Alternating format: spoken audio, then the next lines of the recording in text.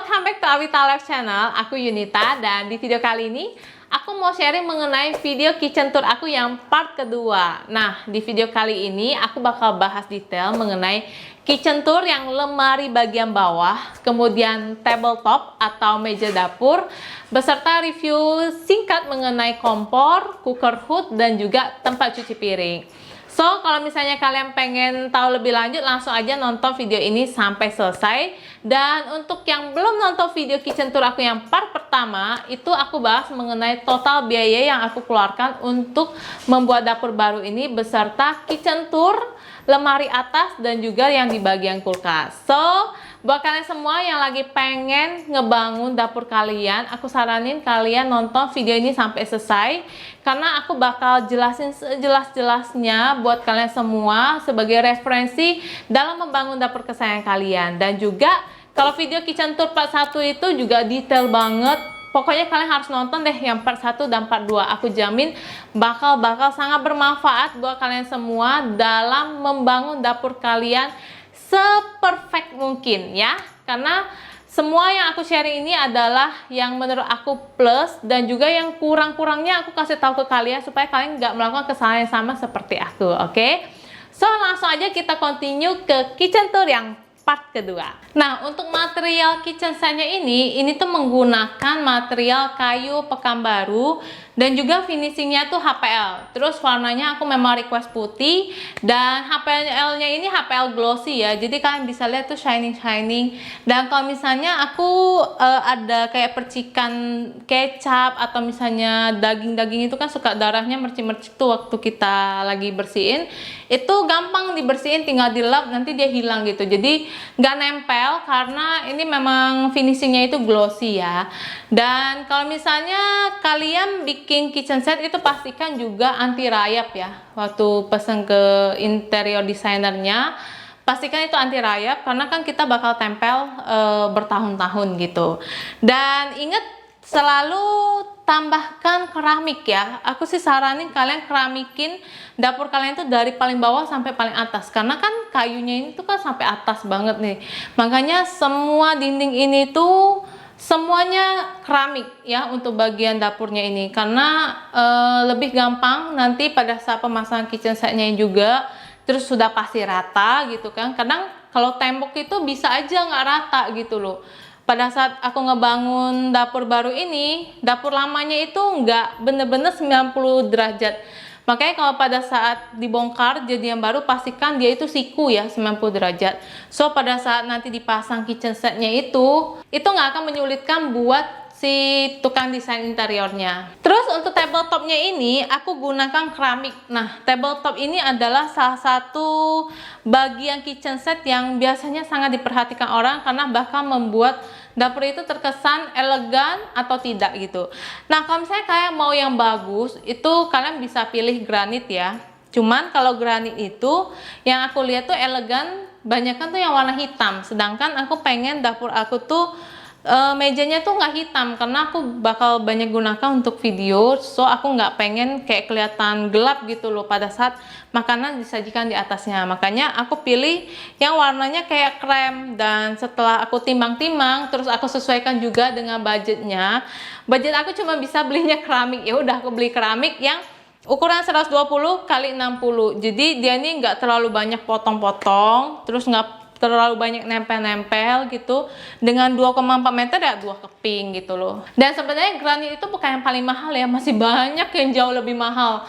Kalau misalnya kayak keramik ini paling kayaknya 500.000 per meter persegi. Tapi kalau misalnya granit itu harganya di 1,5 juta per meter persegi. Terus ada lagi yang di atasnya itu ada yang 3,7, ada yang 4 juta, ada yang 5 juta juga per meter perseginya. So sebenarnya banyak banget untuk membuat meja dapur ini, itu pilihannya banyak banget. Makanya aku bilang dari awal sebenarnya dapur kalian tuh kalian mau bikin dari puluhan juta, ratusan juta, 1 miliar pun bisa gitu. Tergantung kalian mau material seperti apa. Kalau aku sih sesuaikannya aja dengan budget aku sendiri, nggak muluk-muluk. Yang memang aku bisanya seperti ini ya udah gitu. Dan ini pun aku sudah sangat-sangat puas. Dan kalau misalnya kalian pakai keramik juga ya nanti kayak aku, itu aku saranin kalian carinya itu yang licin ya. Jadi kalau untuk dapur itu keramiknya harus licin, jangan yang apa keset gitu, karena kan nanti ya minyak, terus ya kecap, apa semua gitu, jadi gampang kita bersihnya, gampang kita lapnya gitu. Dan kalau bisa tabletopnya ini ya keramiknya agak bagusan sih, jangan yang kayak keramik lantai gitu. Kalau keramik lantai lebih murah, jadi waktu kalian ke toko bangunan pastikan bilang mau beli keramik untuk meja dapur gitu loh. Nanti dipilihin yang lebih bagus kualitasnya dan lebih sesuai. Nah, tabletop aku ini kan penyangganya itu adalah semen dan juga cor-coran gitu. Jadi cor-coran semen itu dibikin keras banget, baru dibikin mejanya gini. Dan untuk yang lemari bawahnya ini tuh kan kelihatannya tuh kayu semua ya. Padahal sebenarnya ini tuh adalah semen loh belakangnya. Dan aku banyak banget melihat, aku bilang kesalahan dari banyak orang yang aku lihat di Instagram. Mereka itu kalau misalnya bikin dapurnya itu, sini tuh gambarnya tuh gambar keramiknya, jadi warna keramiknya ini. Dan itu menurut aku sangat-sangat tidak rapi gitu. Membuat dapur kita yang udah bagus tuh jadi kayak nilainya kayak turun 10 poin gitu loh dari 100. Karena kalau misalnya kayak gini nih, kalian bisa lihat ya rapi ya, putih semua. Ini tuh ada triknya. Jadi pada saat kalian bangun, ini tuh kalian kasih menjorok ke dalam itu 3 cm.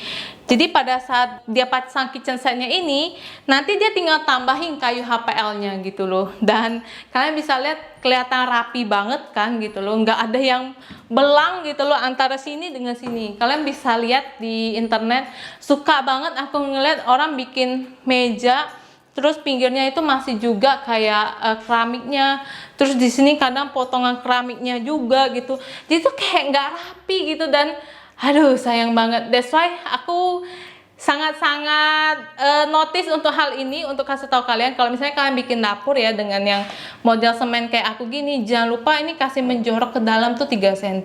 Jadi nanti minta orang desain interiornya untuk pasangin kayunya biar sama gitu.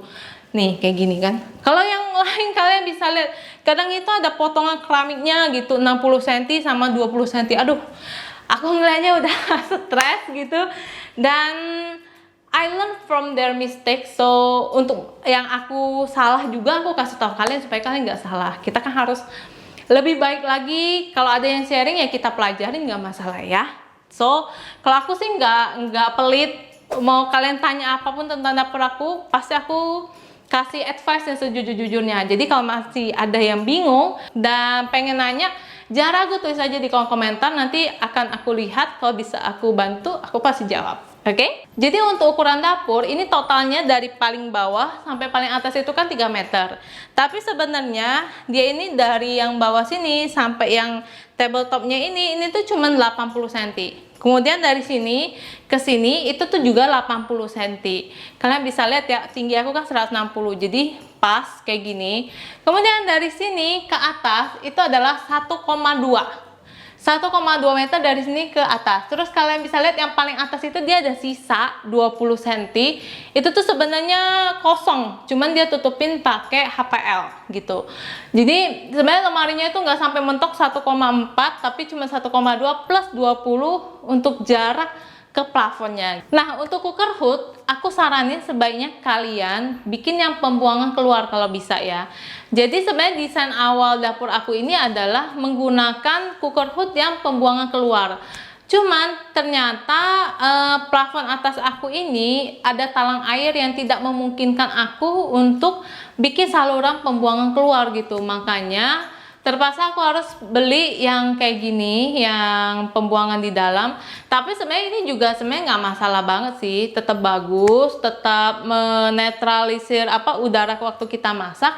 Cuman kalau misalnya yang pembuangan keluar itu bakal lebih maksimal lagi gitu.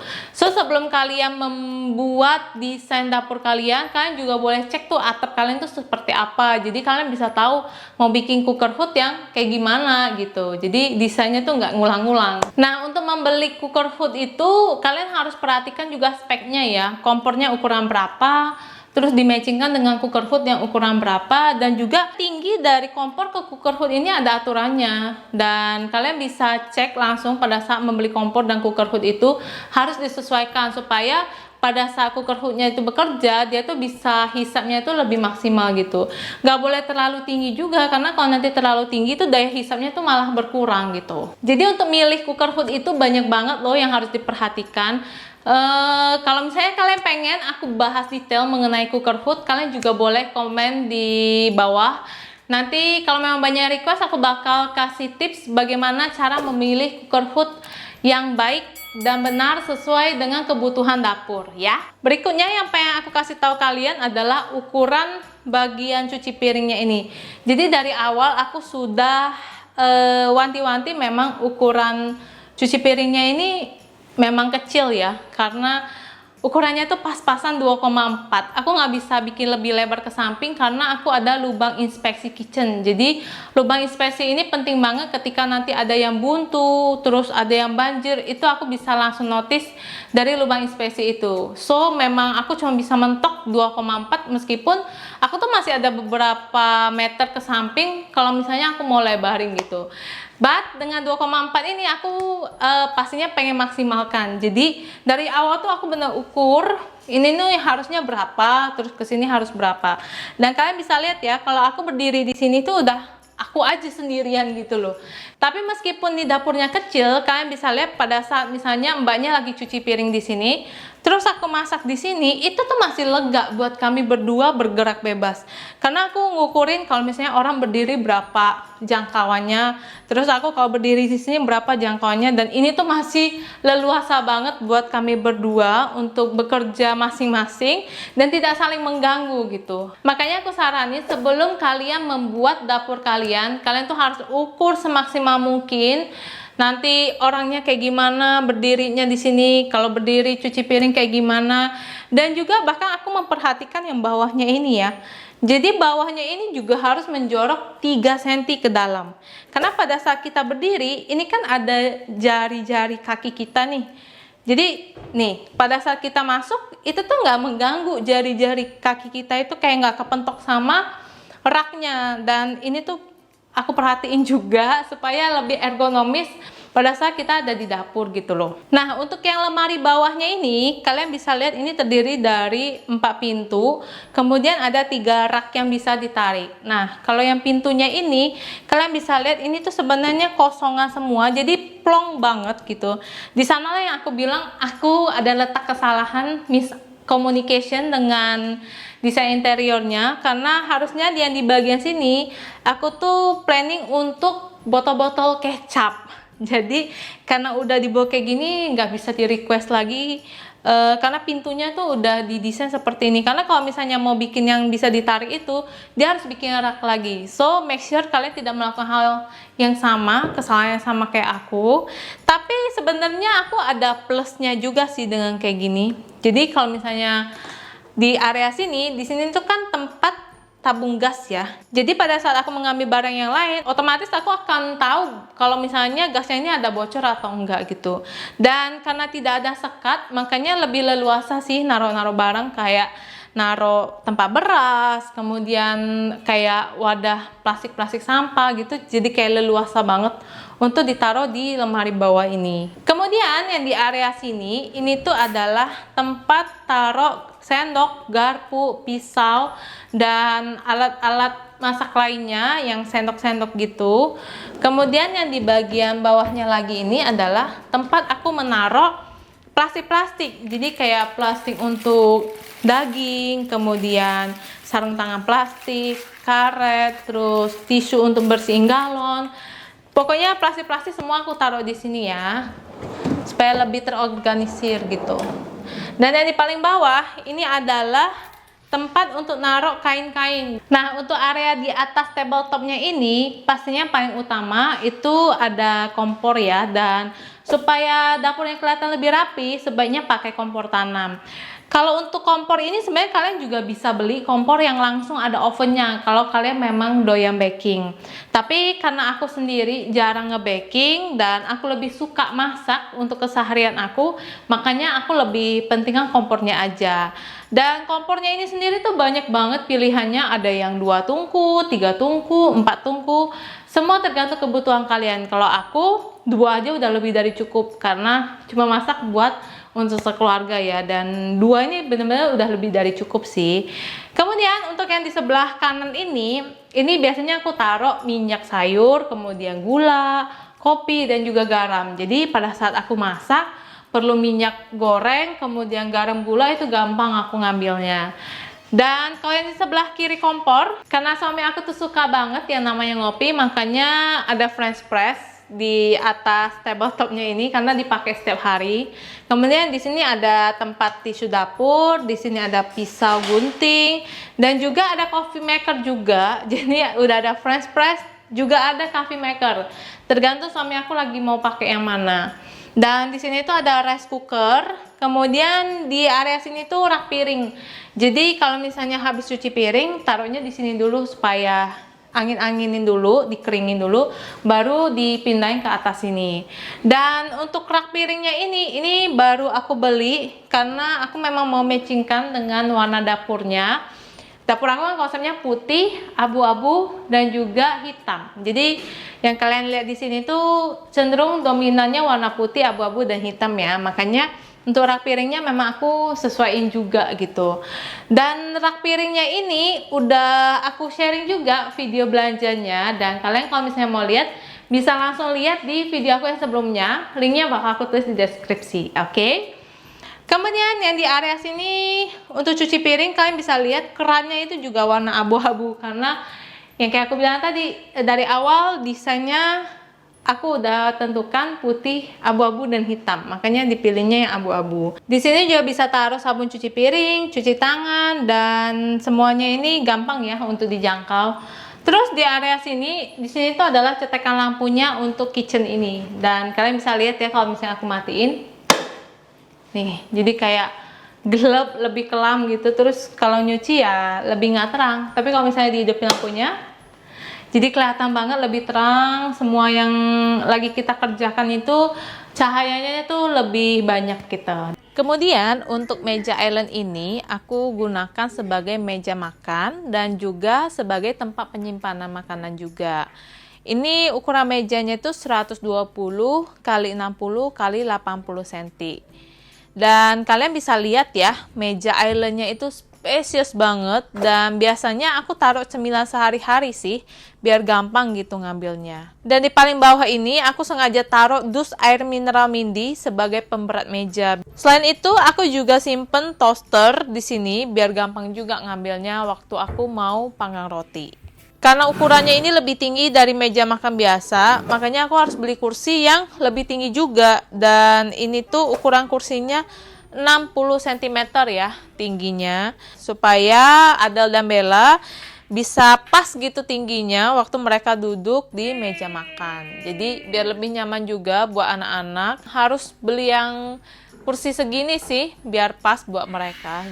Oke guys, sekian video aku kali ini. Mudah-mudahan video kitchen tour aku ini bisa memberikan gambaran yang sejelas-jelasnya buat kalian semua, supaya kalian bisa punya referensi dalam membangun dapur kesayangan kalian. Dan buat kalian semua yang belum nonton video kitchen tour aku yang part pertama, aku saranin kalian untuk nonton video itu, karena di sana aku sharing sedetail mungkin mengenai biaya yang aku keluarkan untuk membangun dapur baru aku ini, dan juga kitchen tour beserta tips-tips yang kalian pasti perlukan dalam membangun dapur kesayangan kalian. Kalau misalnya kalian masih ada pertanyaan-pertanyaan seputar kitchen ini, kalian bisa juga tulis di kolom komentar. Mana tahu aku ada yang miss out untuk aku bahas. Langsung aja di komen, nanti aku bakal lihat dan akan aku jawab sebisa aku, oke? Jangan lupa kalau kalian merasa video ini sangat bermanfaat, di like dan juga di share ke teman-teman kalian atau saudara-saudara kalian yang membutuhkan. Dan juga jangan lupa subscribe YouTube channel Awita Life supaya aku bisa terus memberikan video-video bermanfaat lainnya buat kalian semua, oke? Thank you banget udah nonton video ini, dan sampai jumpa di video berikutnya. Bye-bye!